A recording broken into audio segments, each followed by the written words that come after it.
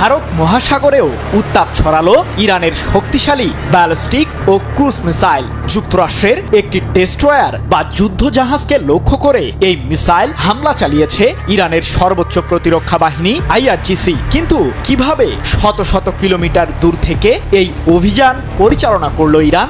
এদিকে 230টিরও বেশি আত্মঘাতী ড্রোন দিয়ে মার্কিন সামরিক ঘাঁটির বিরুদ্ধে কাঁপুনি ধরিয়েছে IRGC। যুদ্ধ শুরুর পর শত্রুপক্ষের বিরুদ্ধে এটি সবচেয়ে শক্তিশালী হামলা বলে দাবি ইরানের। প্রশ্ন হলো, মার্কিনীদের বিরুদ্ধে ইরানের প্রতিশোধের আগুন আরো কতদূর ছড়াতে চলেছে?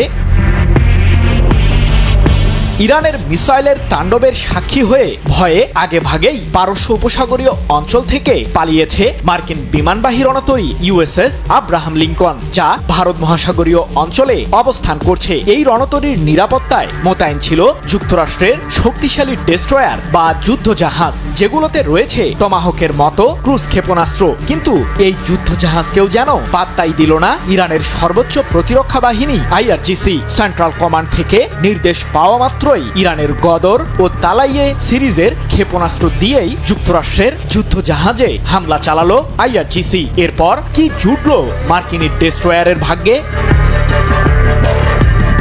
ইরানের মিসাইল হামলার সময় দেশটির সীমান্ত থেকে প্রায় 600 কিলোমিটার দূরে অবস্থান করছিল যুক্তরাষ্ট্রের যুদ্ধ জাহাজটি। এ সময় ট্যাঙ্কার থেকে প্রয়োজনীয় জ্বালানি ভরছিল মার্কিনী ডেস্ট্রয়ারটি। কিন্তু পথিমধ্যে ইরানের মিসাইলের তাণ্ডবে সাথে সাথেই যুদ্ধ জাহাজটিতে আগুন ধরে যায় বলে দাবি IRGCর। 4 মার্চ এক প্রতিবেদনে বিষয়টি নিশ্চিত করেছে ইরানের রাষ্ট্রীয় সম্প্রচার মাধ্যম প্রেস টিভি।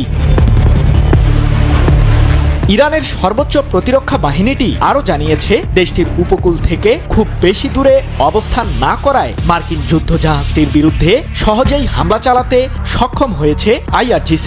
আর গদর সিরিজের ব্যালিস্টিক মিসাইলটি দিয়ে ইরান সর্বোচ্চ 2000 কিলোমিটার রেঞ্জের মাঝে হামলা চালাতে পারে। এছাড়াও তালাইয়ে সিরিজের ক্রুজ ক্ষেপণাস্ত্রটি 1000 কিলোমিটারের মাঝে থাকা শত্রুপক্ষের যে কোনো সামরিক লক্ষ্যবস্তু নিমিষেই ধ্বংস করতে পারদর্শী। এমনকি এই ক্ষেপণাস্ত্রটি মাঝপথেই তার লক্ষ্যবস্তু পরিবর্তন করতেও সক্ষম।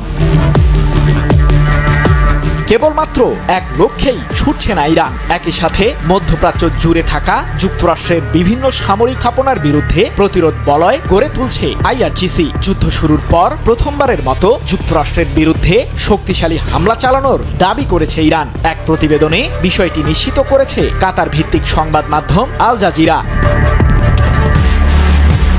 আমি ভরসা রাখি হিরন স্মার্ট ওয়াটার পিউরিফায়ারে।